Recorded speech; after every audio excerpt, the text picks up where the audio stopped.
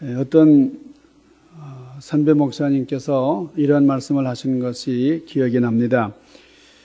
어떤 성도님이 목사님에게 나는 목사님을 좋아해요 그러더래요. 목사님을 좋아한다 그러니까 목사님이 좋은 거예요. 여러분이 목사를 좋아한다면은 목사가 좋아하는 겁니다. 그래서 목사님이 어떤 점이 그렇게 좋은가 하고 물어봤어요. 내가 어떤 점에서 그렇게 좋아요? 그랬더니 목사님은 1년 내내 설교하실 때마다 헌금에 대해서 말씀하지 않는데 그것이 참 호감이 갑니다. 그러더라는 거예요. 그때 목사님이 정색을 하면서 내가 형제님에게는 좋은 목사가 될지는 모르지만은 하나님 앞에서 참 신실치 못한 그런 목사가 되어 말았네요. 그런 대답을 했다고 합니다. 우리가 이 헌금에 대해서 참 교육을 하고 또 헌금에 대해서 우리가 일깨움을 받는 것이 참으로 중요한 일입니다. 예수님께서 말씀을 하신 그 교훈 중에 60% 이상이 물질 관리에 대한 그런 말씀이에요. 그러니까 심지어 하나님과 재물을 겸하여 섬길 수 없다 이런 말씀까지 하셨는데 우리가 이 재물에 대해서 교회에서 교육받지 못하고 또 알지 못하면은 우리가 어떻게 신앙생활을 할 수가 있겠습니까? 제가 여러분에게 한번 이렇게 여쭤본다고 하면은 여러분 어떻게 생각하실는지 모르겠어요. 여러분 헌금을 얼마나 하고 계세요? 11조는 제대로 하십니까? 여러분이 정말 의무 생활을 하고 계세요? 만일에 여러분이 헌금 생활을 제대로 하고 있지 않다고 하면은 제가 어떻게 해야 되겠습니까? 교회 교인인데 재직인데도 불구하고 11조도 하지 않고 또 우리 의무 생활을 하지 않는다 그러면은 당신은 안 되겠습니다. 당신 자퇴해야 됩니다. 당신은 그 직에서 내려놔야 됩니다. 아니면은 당신이 그렇게 헌금 생활을 하고 있지 않으니 우리 교회 교인이 될 자격이 없습니다. 제명 처분합니다. 그러면 여러분 어떻게 하시겠어요? 굉장히 흥분하실 것 같아요. 그런데 예수님이 그렇게 하셨어요. 예수님이 그렇게 하셨다. 여러분 누가복음 18장 23절에 보면은 젊은 관원이 예수님께 나와서 이렇게 말했어요. 저는 성경에 있는 계명들을 다 지켰습니다. 그런데 어떻게 하면은 영생을 얻을 수 있겠습니까? 저는 하나님을 사랑하고 예수님을 따르길 원하는데 영생 얻는 길이 어디 있겠습니까? 그랬어요. 그러니까 이 부자 관원은 자기가 계명을 잘 지켰다 그랬어요. 그리고 율법을 잘 지켰다고 했습니다. 그리고 하나님을 사랑하고 예수님을 따르겠다 그랬어요. 그러니까 거의 완벽한 그런 신앙생활을 하는 분이다 이렇게 생각할 수 있고 본인이 그렇게 자처한 겁니다. 그래서 자신 있게 얘기를 했는데 그때에 예수님께서 뭐라고 말씀하셨어요? 당신은 계명을 잘 지켰다. 참 훌륭하다. 그러나 물질로 하나님을 섬겨야 된다 그랬어요. 그래서 네가 가진 것을 다 팔아버려라 그랬어요. 그래서 하나님을 따르라 그랬습니다. 그걸 가지고 이제 섬기면서 하나님을 따르라 그랬어요. 그러니까 그 관원이 마음에 부담이 돼가지고 다른 거 아닙니다. 계명도 잘 지켰고 신앙생활 철저하게 했다고 그랬는데 근데 한 가지 이 사람이 뭘 못했느냐? 물질 관계에 대해서 깨끗하게 청산하지 못했어요. 그러니까 하나님을 섬기든지 물질 섬기든지 둘 중에 하나를 택할 수 있어야 된다. 주님이 말씀을 하시는 거예요. 그래서 예수님은 이 부자 청년을 돌려보내셨다는 거예요. 너는 나를 따를 수 없다. 그거예요. 사람들은 돈을 참 중요하게 생각을 합니다. 돈을 위해서 자기 생명까지 바칩니다. 나는 그렇지 않다 그렇게 말하지만은 돈 때문에 정말 뼈 빠지게 일하다가 죽습니다. 제가 돈 하다가 돌아버리는 사람도 제가 많이 봤어요. 그러니까 왜 사는지도 모르고 참 돈이 얼마나 중요한가 돈의 중요성을 삶으로 실천하며 사는 분들이 참 많아요. 자, 제가 말씀드린 것처럼 예수님의 교훈 중에 60% 이상이 물질에 대한 가르침이에요. 마태복음 6장 24절에 보면 아무도 두 주인을 섬기지 못한다. 한쪽을 미워하고 다른 쪽을 사랑하거나 한쪽을 중히 여기고 다른 한쪽을 업신여길 것이다. 너희는 하나님과 재물을 함께 섬길 수 없다. 이렇게 말씀을 하셨습니다. 오늘 고린도 후서 8장 9장에 있는 말씀, 오늘 9장에 있는 말씀, 9장 전체를 봉독을 했습니다만은 여러분 이 고린도 후서에 있는 말씀은 헌금에 대한 말씀이에요. 고린도 교인들에게 우리 사도 바울이 헌금하라고 강조하고 있는 그런 말씀이 이 고린도후서 9장에 있는 말씀인데 우리가 아는 것처럼 교회는 예루살렘에서부터 시작이 됐습니다. 자, 예루살렘 교회가 성령 충만했어요. 사도 베드로가 설교할 때에 5,000명 이상씩 회개하고 돌아왔다. 어떤 경우에는 3,000명이 돌아왔다. 베드로만 설교했어요? 베드로만 전도했겠어요? 그 예루살렘 교회에 있는 사도들과 많은 이들이 전도를 하니까 얼마나 많은 부흥이 일어났는지 모릅니다. 그래서 이 예루살렘 교회가 5,000명, 3,000명 크게 느니까 말이죠. 우리가 생각하기 어려운 부흥이 이 예루살렘 교회에 임했지만은 그러나 예루살렘에 기근이 일고 흉년이 들어가지고 그래서 예루살렘에 거하기가 어려워졌고 또 숱한 핍박과 박해 때문에 참 정치적으로 경제적으로 어려운 상황을 맞게 됐습니다. 그래서 이 사도 바울이 이방인 교회들을 많이 세웠어요. 전도하면서 전도 여행하면서 교회를 많이 세웠는데 자, 예루살렘에서부터 파송을 받고 예루살렘으로부터 지원을 받고 그래서 교회들을 많이 세웠는데 자, 이제는 예루살렘 교회가 어렵게 됐으니 예루살렘 교회를 도와야 된다. 자, 고린도 교회는 아주 잘 사는 교회였어요. 아주 부자들이 많은 교회였어요. 그래서 이 고린도 교회도 얘기를 하고 여러 교회들에게 부탁을 했어요. 예루살렘 교회가 어려우니 우리 모교회를 도와야 된다. 그랬더니 고린도 교회 교인들이 헌금을 하겠다고 약속을 했는데 1년이 지나도록 헌금을 안 하는 거예요. 그래서 오늘 여기 말씀해 보니까 사도 바울이 그렇게 말씀하는 거예요. 나는 너희들을 자랑했다. 너희를 자랑스럽게 생각을 했다. 그런데 너희들이 왜 헌금한다고 그러고 약속을 안 하느냐. 헌금을 해야 된다. 이렇게 말씀을 하는 것이 고린도서 8장과 9장에 있는 말씀이에요. 그러니까 선교 헌금에 대한 열정을 불러일으키는 그런 말씀을 오늘 사도 바울이 하고 있는데 여러분 이 고린도 교회는 이랬는데 그러나 바울이 칭찬하는 교회가 있습니다. 그것이 어느 교회입니까? 마게도냐 교회예요. 이 마게도냐 교회는 어려운데도 불구하고 열심히 헌금을 하고 있는데 왜 너희들 같이 부자들이 헌금을 하지 않느냐 이렇게 말씀을 하는 겁니다. 사도행전 16장 17장에 보면은 사도 바울이 제2차 선교 여행을 할 때에 이 마게도냐에 있는 교회를 세웠어요. 여러분 유럽 최초로 세운 교회, 유럽에 최초로 세워진 교회가 빌립보 교회 아닙니까? 빌립보 교회를 세우고 그 다음에 세운 교회가 데살로니가 교회인데 여기서 유대인들의 핍박을 받게 되니까 사도 바울이 베레아 지방으로 다시 옮겨가서 거기서 사역을 했어요. 사도행전 17장 11절에 보면 베레아 사람들은 어떻다 그랬죠? 베레아 사람들은 참 데살로니가에 있는 사람들보다 아주 신사적이었다. 그래서 말씀을 간절한 마음으로 받고 그 말씀이 그러한가 하여 날마다 성경을 상고함으로 그랬어요. 그러니까 이 베레아라는 곳과 데살로니가 곳을 또 이렇게 비교해서 이제 교인들의 성향을 이제 말씀을 하는데 자, 이 빌립보 교회, 데살로니가 교회, 베레아 교회. 그러니까 이 교회들을 일컬어서 마게도니아 교회 이렇게 얘기하는 겁니다.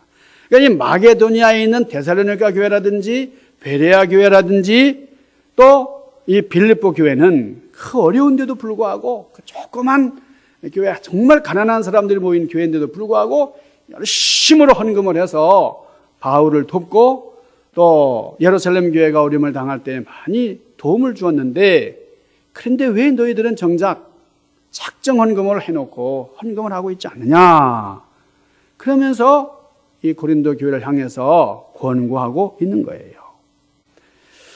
자, 오늘 1절 말씀 같이 봅시다. 우리 오늘 본문 말씀 고린도후서 9장 1절 말씀 같이 읽죠. 자, 시작.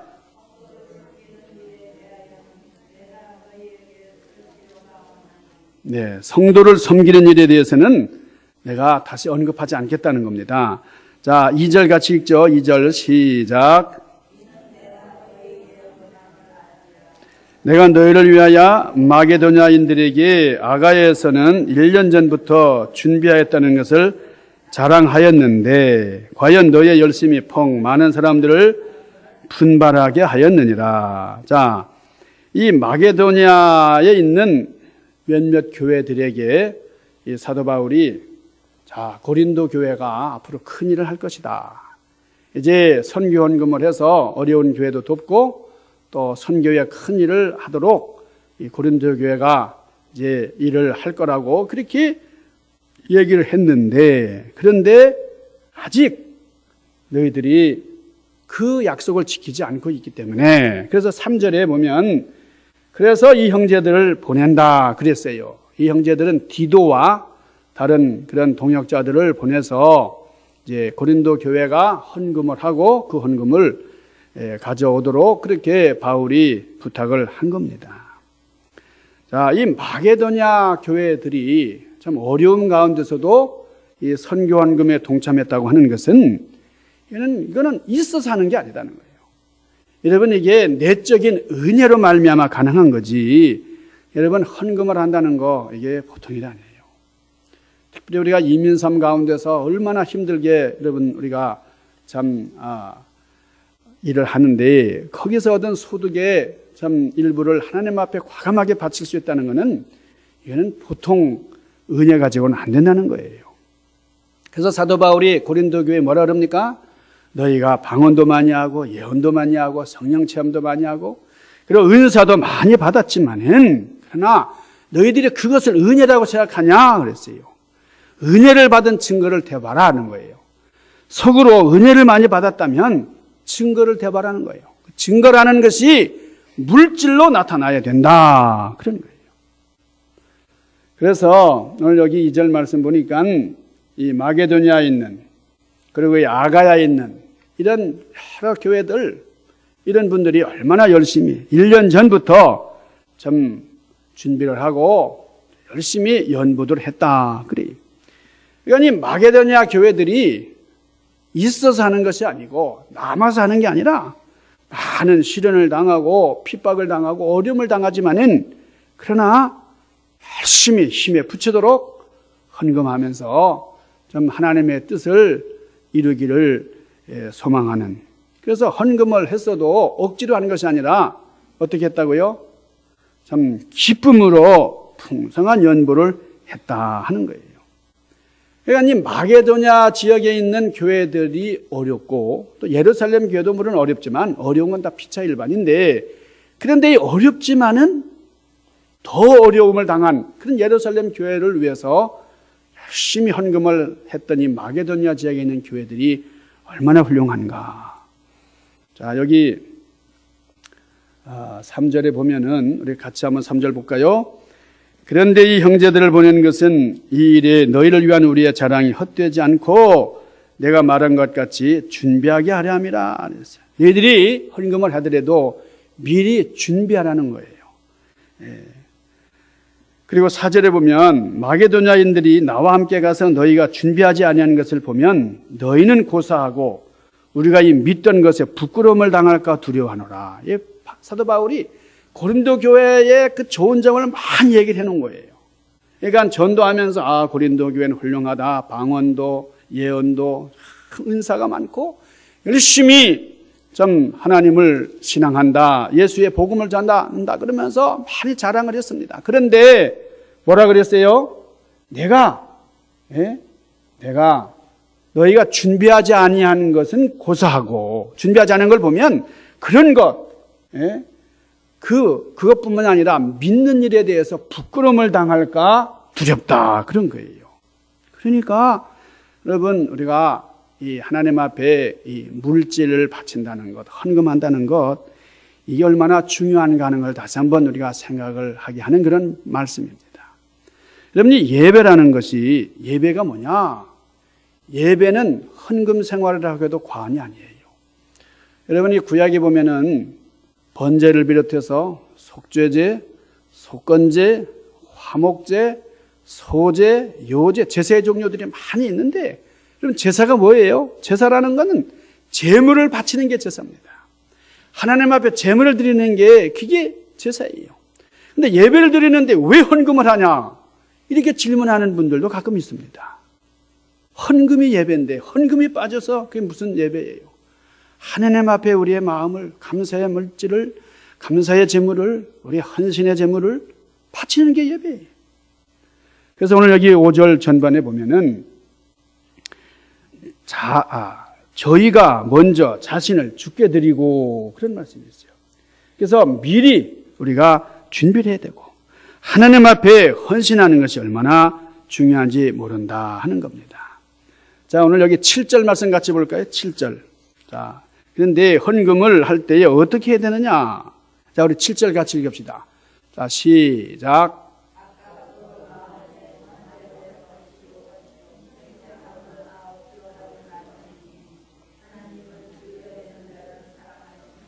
자, 그런데 어떤 경우에는 헌금을 해놓고 시험 드는 경우도 있다는 거예요. 예. 그러니까 인색함으로 하기 때문에요. 해놓고 아까운 거예요. 또 억지로 해놓고서 내가 하지 않아야 되는데. 그래서 목회자가 싫어지면 헌금을 안 하고, 목회자가 괜찮으면 헌금하고, 뭐 이런 경우도 있어요. 여러분, 그런 것은 정말 안타까운 일이죠. 자, 하나님은 어떤 사람을 사랑하신다고요? 즐겨내는 자를 사랑하시네요. 즐겁게 헌금을 해야 되고 기쁨을 해야 되는 거예요. 자, 사도 바울이 이 고린도후서 8장 9절에 간절하게 이 돈 얘기를 하는데, 돈이라는 표현을 한 번도 쓰질 않아요. 그렇죠? 이 선교 헌금에 대한 말씀을 하는데, 첫째 뭐라 그럽니까? 은혜다 그랬어요. 은혜. 이 카리스라고 하는 말을 썼어요. 이 본문에 보면 카리스라고 하는데, 카리스라는 것은 은혜입니다. 여러분, 헌금을 한다는 것은 은혜예요. 은혜 받지 않은 사람이 헌금을 한다. 참 어려운 거예요. 제가 말씀드렸다시피 여러분, 헌금이라는 것은 세상을 향했던 나의 마음을 하나님께로 가져오는 하나의 시험대예요. 그러니까 우리가 헌금을 하는 걸 보면 그 사람의 믿음이 이렇구나 하는 걸 알 수 있어요. 예. 눈으로 말해요. 뭐 그런 노래가 있더라고요. 예. 눈으로 말해요. 뭐 그런 노래 아세요? 예.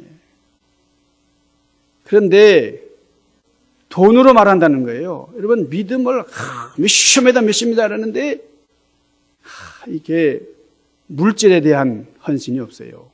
그는 돈지갑이 회개하지 않은 그 믿음은 믿음이 아니다. 이게 요한 웨슬레 목사님의 말씀이에요. 우리가 카리스라는 것, 이 하나님 앞에 물질을 바친다는 것, 내 생활 소득에 열이 있는데 9은 나를 위해서 쓰지만 그 중에 하나는 하나님을 위해서 쓴다.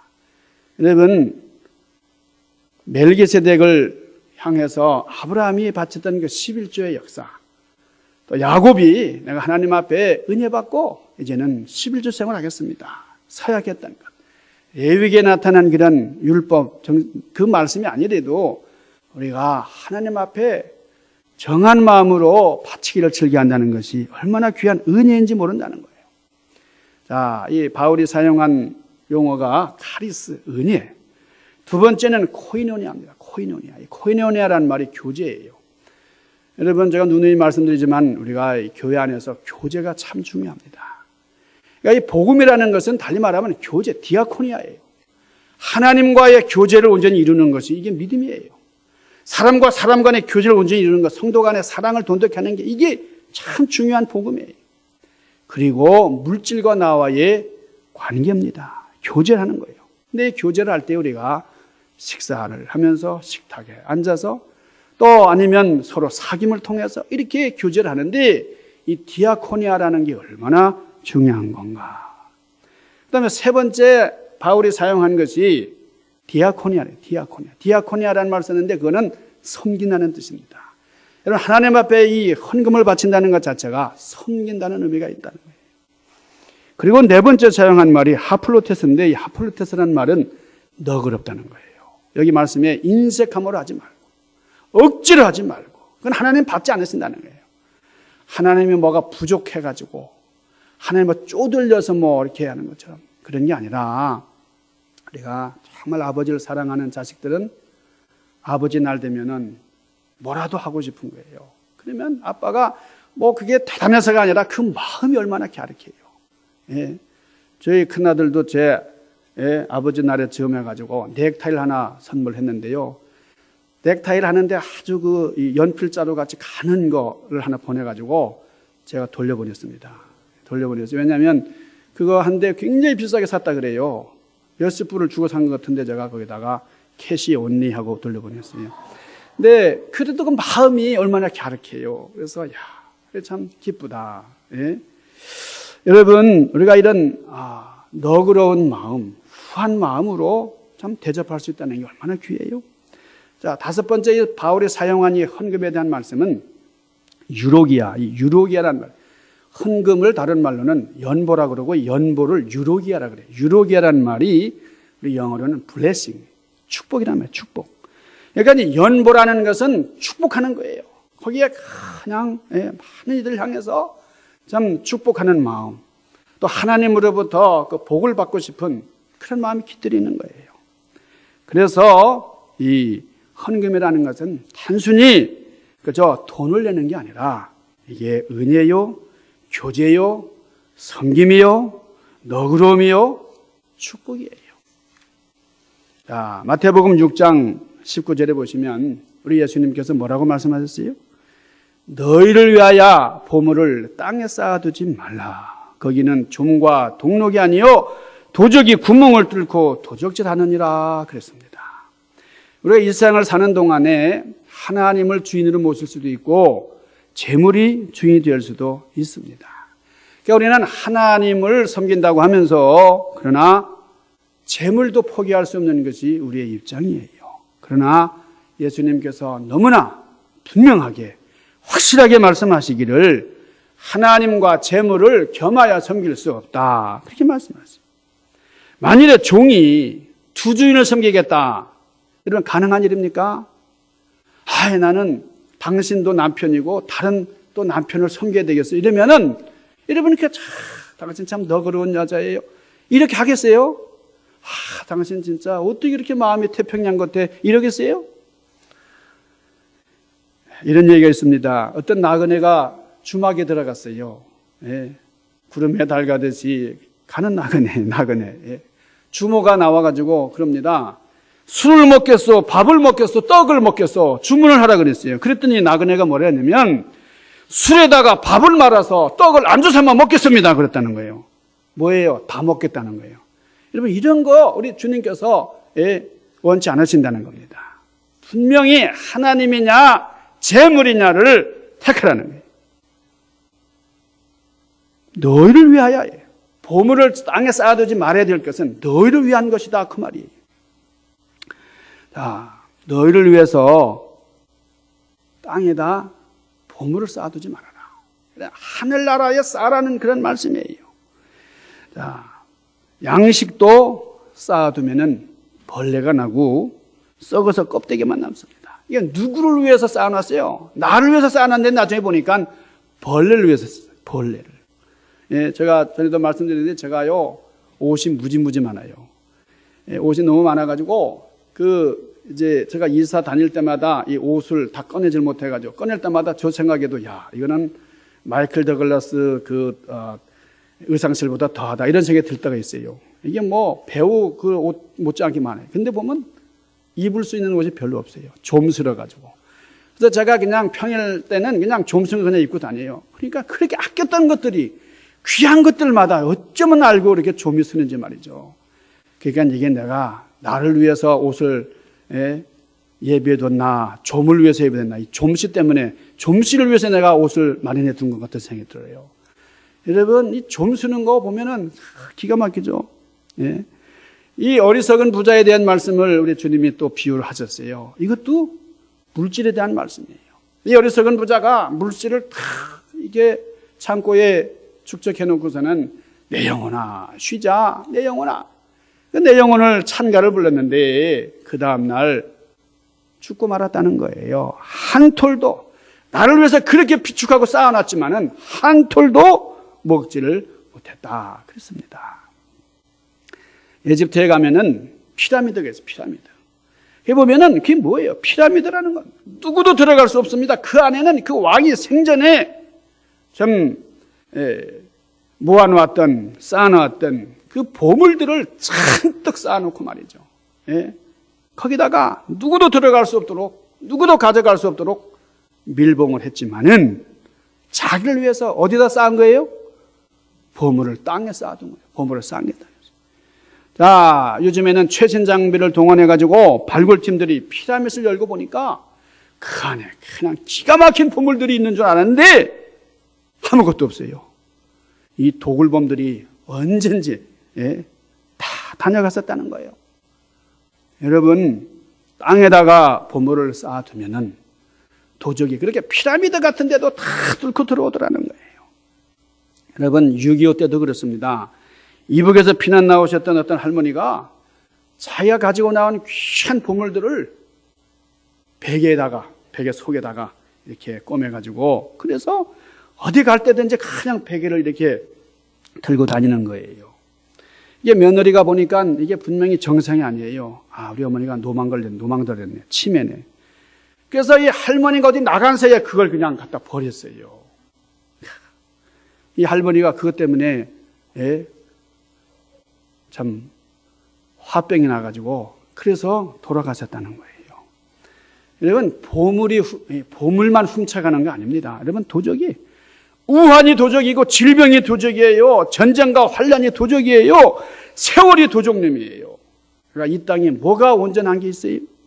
나를 위해서 쌓아놓는다고 땅에다가 비축하고 그렇지만은 여러분, 우리 육체도 쇠해갑니다. 육체도 쇠해가요. 쇠만 가는 거.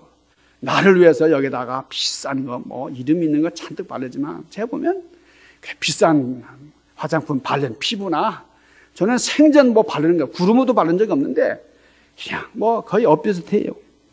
뭐 노루피도 먹고 뭐 쓸개난 다 주워 먹고 인삼에 산삼 녹용 다 먹어도 그저 백발은 백발 하는 거예요. 네. 인간의 그 한계를 어떻게 할 수가 없어요. 다 뺏어가는. 여러분, 이 땅은 좀 먹는 세상이에요. 동록이 쓰는 그런 것이 세상이에요. 도적질 하는 것이 이 세상에. 여러분, 배는 물이 있어야 쓸모가 있어요. 그렇죠? 물이 없는데 배가 무슨 소용입니까? 배는 물이 있어야 갈 수가 있어요. 그렇지만은 이 배 안에 물이 들어오면은 그 배의 생명은 다한 겁니다. 우리가 이 땅을 살아가는 동안에 재물이 필요하죠. 재물이 필요하지만은 그러나 이 재물을 다스리며 살아야 되는데 재물의 노예가 되어버리면 탐욕의 노예가 되고 마는 거예요. 우리가 정확하게 정말 이 물질을 하나님 앞에 정직하게 내가 열의 하나를 바치고 그러니까 감사의 내용들을 달아드리고 여러분, 이것이 얼마나 귀한 일인가. 그것이 은혜요, 또 뭐라고요? 교제요, 또 뭐예요? 섬김이요, 그것이 나눔이요, 그것이 축복이다. 그 말씀이에요. 어떤 사업에 실패하신 분이 이런 간증하는 걸 들었는데 이런 말씀이에요. 아유, 제가 다 망하고 나니까 제가 쓴 돈 중에서 교회에 바치고 하나님 앞에 바친 것만 남았다는 걸 이제야 깨닫습니다. 이럴 줄 알았으면 기왕 없어질 것 그때 바치지 못하는 게 후회스럽고 가슴 아픕니다. 그래요. 여러분, 하나님을 위해서 쓴 것만이 이 땅에 쌓아놓고 동록이 일고 도적질 당하고 예? 여러분, 우리가 진정으로 나의 진정한 보물을 하나님 창고에 쌓아둘 수 있는 그런 여러분들 되시기를 주님의 이름으로 간절히 축원합니다. 말라기 3장 10절에 보니까 만군의 여호와가 이르노라. 너희 온전한 11조를 창고에 들여 나의 집에 양식이 있게 하고 그것으로 나를 시험하여 내가 하늘 문을 열고 너희에게 복을 줄 것이 없도록 붙지 아니하나오디 시험해 보아라. 여러분, 하나님께서 우리에게 좀 쌓아둘 수 없을 정도로 복을 주시겠다 말씀을 하세요. 여러분, 세상 것은 그렇지 않아요. 아무리 쌓아둬도 없어지는 것이 세상 거예요. 그러나 천국은 그렇지 않다는 겁니다. 여러분, 우리가 11조를 하나님 앞에 바친다고 할 때 이게 뭐예요? 이거는 농사 짓는 사람들이 종자와 꽃 같아요. 농사 짓는 사람들은 아무리 어려워도 이 종자 씨앗은 절대로 삶아 먹는 법이 없습니다. 내가 배고프고 내가 굶주리고 우리 아이가 그렇게 참 힘들게 정말 먹을 것을 구하고 있지만은 그러나 절대로 삶아 먹지 않는다는 거예요. 왜냐하면 이 종자를 통해서 큰 농사를 지을 수가 있기 때문에 그런 것이죠. 여러분, 내 보물이 있는 곳, 너의 보물이 있는 곳에 너의 마음도 있나니라 그랬어요. 여러분, 간혹 어떤 분들이 그래요. 현대교회가 뭐 헌금을 이렇게 돌리고 뭐 이렇게 하냐. 입구에다가 헌금괴를 딱 두고 그렇게 하면 좋지. 그런데요. 헌금함을 놓아서 자유롭게 드리는 게 좋지. 뭐 이렇게 하냐. 실제로 그렇게 하는 교회도 있습니다. 그런데 여러분, 이게 교회 들어올 때 뭐 입장료 내는 것처럼 그렇게 헌금을 생각해서는 안 돼요. 무슨 모금함이 아닙니다. 헌금한다는 것이 무슨 뭐 돈이 필요해서 그렇게 모으기 위해서 하는 게 아니라 헌금 자체가 뭐예요? 예배라는 거예요. 헌금이 뭐예요? 제사입니다. 그러니까 예배의 한 순서로 내 마음이 바로 하나님께 있습니다. 하나님께 내 마음을 바칩니다. 이 물질만 바치는 게 아니라 이 물질에 내 마음을 얹어서 드립니다. 그런 거예요. 그러니까 하나님이냐 재물이냐. 여러분이 잘 아시는 예화인 것 같습니다만 어떤 농부가 집안으로 이제 들어오는데 문을 박차고 뛰어오면서 아내를 부릅니다. 여보. 왜 그러냐 그랬더니 우리 암송 이 암소가 송아지를 2마리나 낳았다 그러면서 그냥 신이 나가지고 한 마리는 내 거고 한 마리는 하나님 거야 그러더라는 거예요. 한참 지났습니다. 어느 날 농부가 풀이 죽어가지고 들어오더니 아내에게 여보 왜 그래요? 여보 송아지가 죽었어. 그래서 어느 것이 하나님의 것인지 결정하지 않았냐 그랬더니 내가 속으로 다 결정했었지. 죽은 건 하나님 거야 그러더라는 거예요. 여러분 이런 얘기하면 막 웃는 건데 잘 모르시나 봐. 우리가 사는 동안에 항상 죽은 거는 하나님 거예요. 항상 손해볼 때는 그것이 하나님의 겁니다. 여러분 경제가 어려워지면 언제나 애누리 당하는 것이 하나님의 거예요. 우리가 시간 중에도 가장 바쁜 시간 하나님의 것은 뒤로 제껴놓는 거죠. 하나님의 시간을 우선시하고 하나님의 바친 물질을 절대시하고 여러분 이렇게 하는 것이 진정한 믿음이에요. 하나님과 재물을 같이 섬길 수는 없다는 거예요. 이런 마가복음 12장 41절 이하에 보면은 예수님께서 유심히 보셨다. 뭘 유심히 보셨어요? 헌금하는 걸 보셨다는 거예요. 예수께서 연복궤에 대하여 앉으사 무리의 연복궤에 돈 넣는 것을 보실세. 예수님이 뭘 보셨느냐? 헌금하는 걸 보셨다는 거예요. 그래서 누구를 칭찬하셨어요? 돈 많은 사람 헌금을 많이 했습니다. 연복에다 연보를 많이 하고 들어가는 그 바리새인을 주님이 신통하다. 많이 헌금했구나. 칭찬하신 것이 아니라 가난한 과부가 조그만 그 엽전을 딸랑 떨어뜨릴 때에 그 과부를 칭찬하시잖아요. 헌금하는 모습, 헌금하는 자세. 여러분 부자가 헌금하는 헌금과 이 과부가 헌금하는 것을 구체적으로 이렇게 주님이 보셨는데, 여러분, 오늘 주님께서 우리를 보고 계시다는 거예요. 우리가 헌금하는 모습을 보고 계시다는 거예요.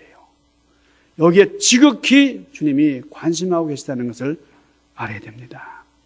여러분, 예수님이 땅에 오셔서 칭찬하신 일들이 이제 몇 있는데, 뭘 칭찬하셨어요? 과부가 헌금하는 것을 보고 아주 칭찬하셨어요. 그리고 이 한 여인이 예수님 그 발밑에 앉아서 나드 옥합을, 그 옥합 항아리를 깨뜨릴 때에 이 여인이 행한 행위는 두고두고 내가 오늘날까지 이 얘기를 하라, 기념하라, 기억하라 그랬어요. 얼마나 기뻐하셨어요. 여러분, 우리가 가난하기 때문에, 어렵기 때문에 헌금을 못합니까? 그렇지 않다는 거예요. 믿음이 있어야. 아무리 돈이 많아도 믿음이 없으면 덜덜덜 떨려요, 헌금할 때. 그러니까 우리에게 믿음이 있느냐 없느냐, 주님은 헌금으로 보신다는 거예요. 주여 믿습니다 하나님, 믿음으로 우리가 신앙을 측량하는 게 아니고, 이런 고백이 중요하지만 그러나 그 고백이 전부가 아니라 우리가 하나님 앞에 얼마나 정성으로 바치느냐, 그거예요. 여러분, 그 조엘 오스턴이라고 하는 목사님 아시죠? 아주 긍정적인 사고방식에 대한 그런 말씀을 많이 하셨는데, 그분이 어록이 있습니다. 아주 중요한 말씀들 이렇게 이제 정리해 놓은 게 있는데, 이런 말씀. 같은 10불짜리가 교회에서는 그렇게 크게 보이고 시장에서는 그렇게 작아 보이는 것이 참 이상합니다. 이런 말씀 하셨어요. 같은 10불인데 교회 오면 그게 너무 커 보여요. 예? 근데 시장 가면 그렇게 보잘것없어요. 많은 이들이 종업원에게는 11조를 주고 하나님께는 팁을 드립니다. 이런 말씀도 하셨어요. 어떤 사람은 교회에다가 한 푼도 내지 않으면서 교회가 차갑다고 불평을 한다, 이런 말. 또 입술은 열려 있는데 지갑이 닫힌 교인을 주의하십시오, 이런 말씀을 하셨어요. 어떤 성도가 목사님에게 또 이런 질문을 했습니다. 예수 믿으려면 얼마만한 비용이 듭니까? 이랬다는 거예요. 여러분, 뭐라고 대답을 할까요? 다시 질문했어요. 목사님, 어느 정도 비용이 들면 제대로 믿을 수가 있을까요? 담배값 정도만 들면 제가 믿겠습니다, 그러더라는 거예요. 그래서 목사님 이런 대답을 했다는 겁니다. 선생님은 그 정도면 됩니다, 그랬다는 거예요. 무슨 얘기입니까? 똑같이 우리가 예수를 믿고 있지만은 그 예수님의 가치를 모르는 사람은 뭐 그 정도예요. 예수님 얼마나 귀한 분인지 알면 우리가 최고의 것을 드릴 수 있는 거예요. 하나님을 따르는데 비용이 어느 정도 드느냐, 제가 성경에서 찾아봤습니다. 여러분이 아브라함은 아들 이삭을 바칠 정도로 하나님 앞에 그런 엄청난 믿음을 바쳤어요. 모세는 왕자의 신분까지 다 버리고 왕궁에서 생활을 청산하고 그리고 청춘을 불사르면서 헌신했습니다. 다니엘이라는 사람은 사자굴에 던짐을 당하면서 하나님을 사랑했어요. 스데반은 돌에 맞아 죽으면서까지 하나님을 사랑했습니다. 여러분, 우리가 사도행전을 보면 성령 충만하고 하나님과 교회를 사랑하게 되니까 어떻게 했다고요?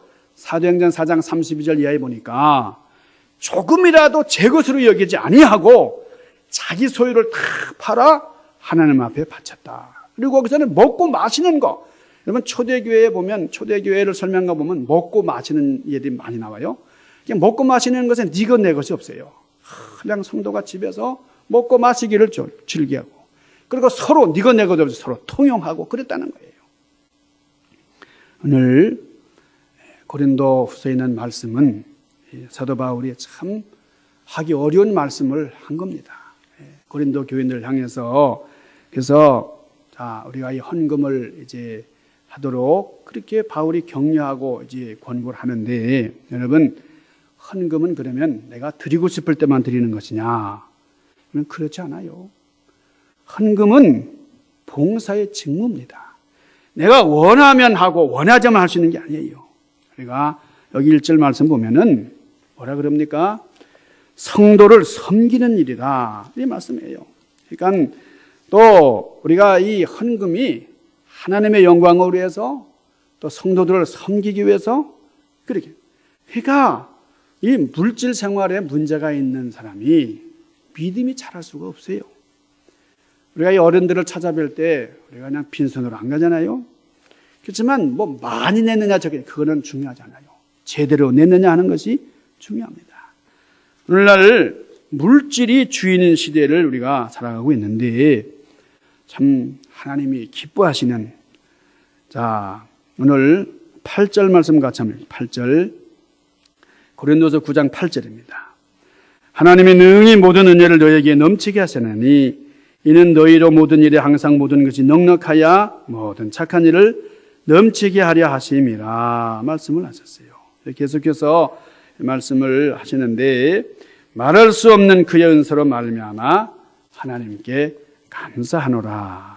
여러분, 우리 헌금에 관해서 세 교회가 성경에 나오는데 이 마게도니아 교회들은 물질적으로 가난했지만은 영적으로 부유한 교회였습니다.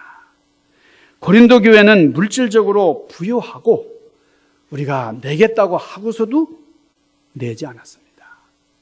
요한계시록 3장 17절에 보면 라오디게아 교회가 나오는데 이 교회는 물질적으로 부유하지만은 하나님 앞에 전혀 드리지 않는 교회였어요. 그런 교회를 향해서 주님이 뭐라 그랬어요? 곤고하고 가련하고 가난하고 눈멀고 벌거벗은 사람이라 그랬어요. 여러분, 하나님의 은혜가 여러분에 흘러넘치기를 바랍니다. 그것이 헌신으로 나타나고 하나님의 영광을 위하는 여러분들의 삶이 되시기를 주님의 이름으로 간절히 축원합니다. 기도하십시다. 신령하신 아버지, 주님 앞에 헌신하고 주님 앞에 봉헌하고 주님과 더불어 함께하는 귀하고 복된 삶을 이루는 우리의 삶이 되도록 은총으로 함께하여 주옵소서. 예수님 귀하신 이름으로 간절히 구하옵나이다. 아멘.